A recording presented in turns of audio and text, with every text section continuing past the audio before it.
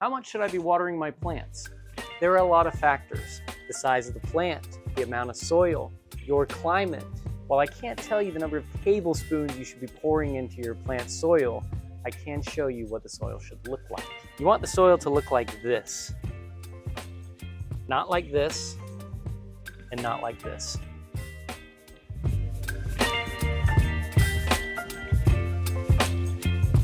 Allow your soil to dry up about this much before watering it again. And for any new plant parents watching, you want to water the soil, not the foliage. Some plants, like figs, can develop fungi if water rests on their leaves for too long. Xeric plants naturally grow in desert climates. Their soil should look like this. It should also feel pretty light. There's not a lot of water in this.